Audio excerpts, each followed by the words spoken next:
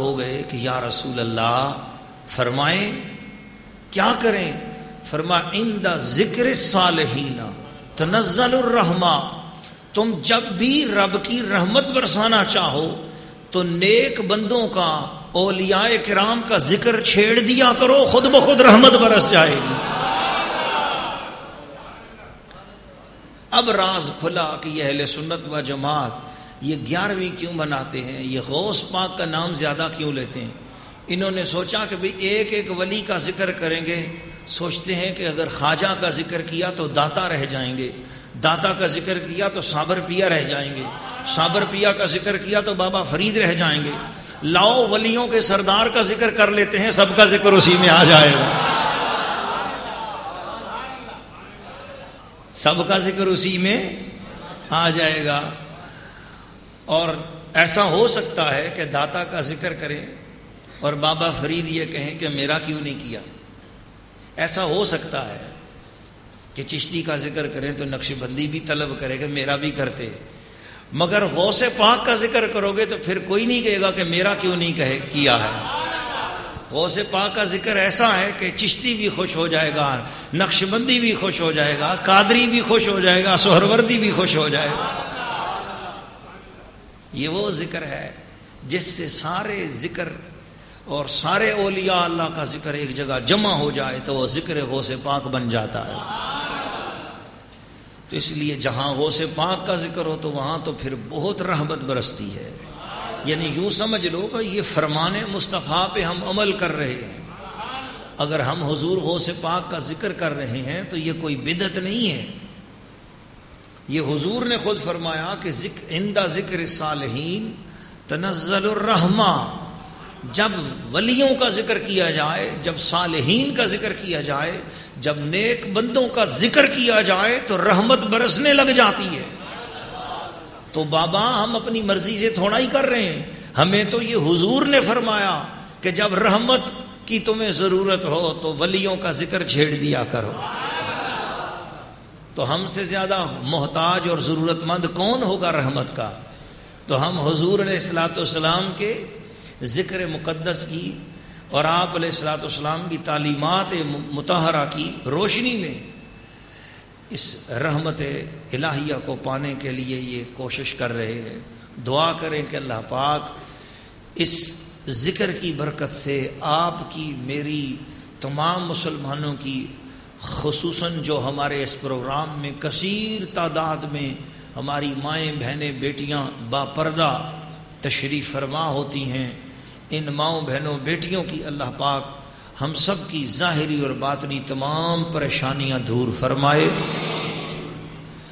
اور گھروں کے حالات اچھے فرمائے، رزقوں میں نور اور برکت نازل فرمائے۔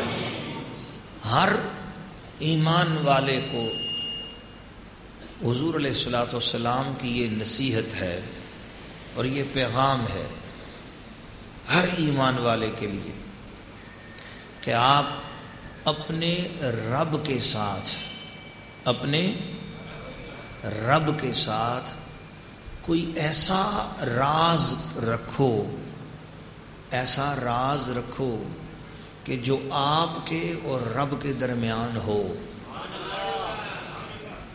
اور اسے کوئی اور نہ جانتا ہو، اسے کوئی اور نہ جانتا ہو۔ بس جس بندے کا ایسا راز اللہ اور بندے کے درمیان قائم ہو جائے وہ بندہ ولی بن جاتا ہے۔ ایسی کوئی نیکی کرے کہ جسے بس وہ جانتا ہو یا وہ جانتا ہو، یا بندہ جانتا ہو یا رب جانتا ہو، بس بیچ میں کسی کو پتہ ہی نہ ہو۔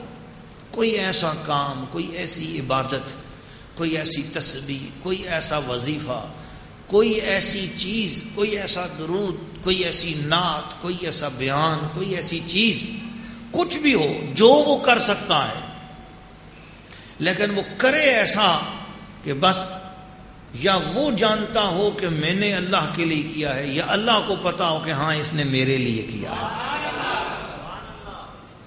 کوئی ایسا راز رکھ لو اپنے اور رب کے درمیان، جس دن آپ کا یہ راز آپ کے اور رب کے درمیان یہ راز کا رشتہ قائم ہو گیا، اس دن آپ کی ولایت کا پہلا دن ہوگا۔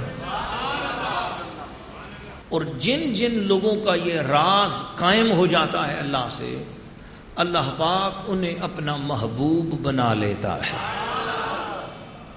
اللہ پاک انہیں اپنا محبوب بنا لیتا ہے۔ حضرت سیدنا ابراہیم بلخی رحمۃ اللہ علیہ، روض الریاحین میں امام یافعی رحمۃ اللہ علیہ نے ان کا واقعہ لکھا ہے اور فرماتے ہیں کہ میں حج کرنے کے لیے گیا تو راستے میں نے ایک نوجوان کو دیکھا جس کا چہرہ 14ویں کے چاند کی طرح خوبصورت تھا، بڑا حسن والا، بڑے پیار والا، بڑا خوبصورت چہرے والا نوجوان تھا۔ میں نے اس نوجوان کو دیکھا تو میں نے دیکھ کر اللہ کا شکر ادا کیا کہ یا اللہ تیری کائنات میں ایسے ایسے خوبصورت لوگ بھی ہیں۔ پھر میں چاہتا کہ اس سے میری کوئی بات ہو، کوئی یہ بات کرے، کوئی میں اس سے بات کروں، مگر جنگل تھا، بیابان تھا اور ویران علاقہ تھا۔ میں سوچتا تھا کہ میں کس طرح اس سے بات کروں۔ وہ بھی چل رہا تھا، میں بھی چل رہا تھا۔ رستے میں ایک جگہ نماز کا وقت آیا، اس نے بھی وضو کیا، میں نے بھی وضو کیا، نماز اس نے بھی ادا کی، میں نے بھی ادا کی۔ نماز کے بعد میں نے اسے سلام کیا، اس نے کہا وعلیکم السلام یا ابراہیم بلخی،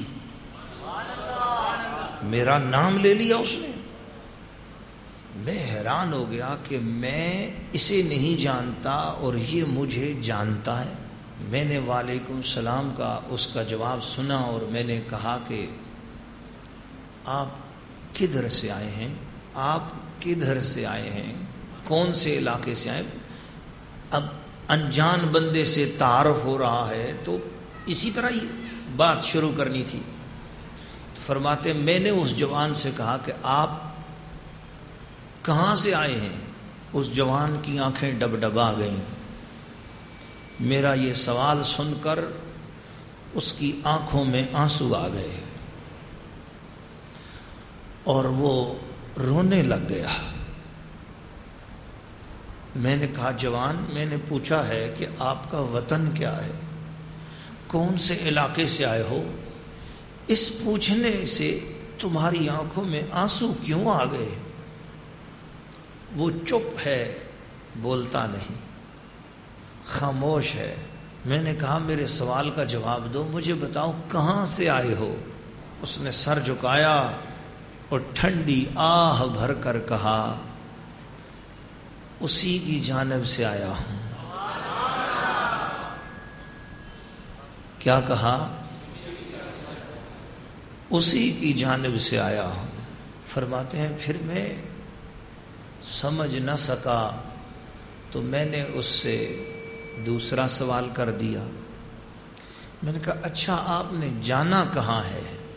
آپ نے جانا کہاں ہے؟ اس پر وہ بولا اسی کی طرف جانا ہے۔ کیا اس نے جواب دیا؟